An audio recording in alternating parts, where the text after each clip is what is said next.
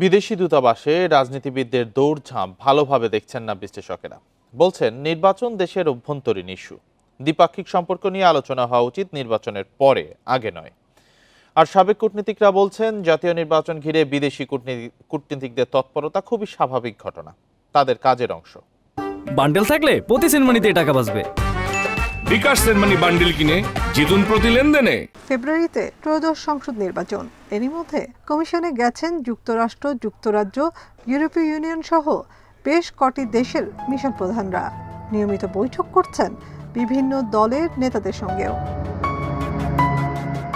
বিশ্লেষকেরা বলছেন নির্বাচন এলে বাংলাদেশে এমন দৃশ্য পুরনো, কিন্তু গণ অভ্যুত্থানের পরও রাজনীতিতে এসব ঘটনা দুঃখজনক। এই দৌড়ঝাঁপ এখন না করে আপনারা বরং অপেক্ষা করুন, নির্বাচন যখন হবে নির্বাচিত সরকারের সাথে তখন আপনারা স্বাভাবিকভাবেই বসতে পারেন। কিন্তু ওই কাঠামো আমরা এখনো তৈরি করতে পারিনি। যে কাঠামোটা তৈরি করা উচিত ছিল, যেহেতু 50 বছরের উপরে দেশ চলছে, এটা আমাদের দুর্বলতা।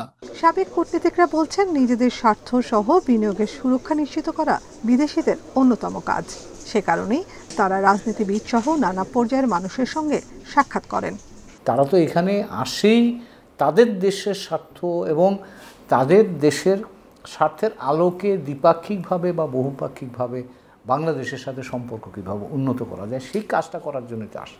তো কাজে এটা তাদের কাজের স্বাভাবিক অংশ হিসেবে আমি মনে করি। বিশ্লেষকদের মন্তব্য, তাদের অভ্যন্তরীণ ইস্যুতে বিদেশিদের আগ্রহ ভালোভাবে নেয় না পশ্চিমারা, কিন্তু বাংলাদেশে তাদেরই সেই সুযোগ করে দেন রাজনীতিবিদরা।